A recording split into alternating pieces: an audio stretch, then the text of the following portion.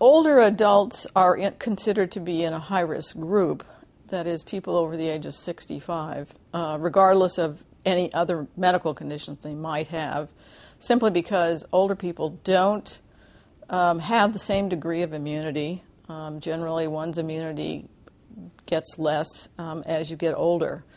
And therefore, they would be more susceptible to complications that come along with influenza, which generally happen to be bacterial secondary infections, like pneumonia, for instance.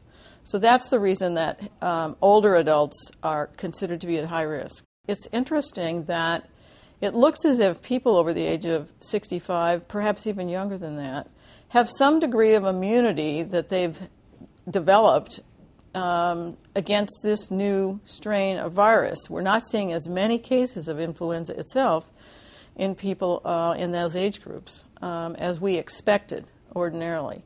But on the other hand, that's no reason for people not to get vaccinated. In fact, it's highly recommended that anyone over the age of 65 should be vaccinated. The complications of vaccination are generally localized to the arm that you get the shot in. A lot of people develop some redness and soreness, maybe even swelling. A few people get symptoms that are more suggestive of flu. For instance, they might have malaise and very low-grade fever for a day or so.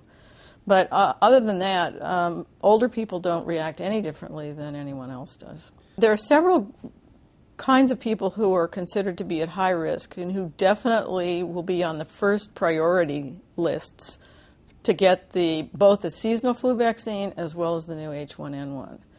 And they include older adults or any adult who has underlying medical conditions such as diabetes, heart disease, lung disease, asthma, or who's immunosuppressed for any reason, including HIV itself. If you're on high-dose steroids, for instance, or you're getting other drugs for cancer treatment, or you've had a transplant, for instance, or any other reason that you are immunocompromised, your immune system isn't working very well, including HIV, as I said, then you're in a high-risk group and you definitely should be vaccinated.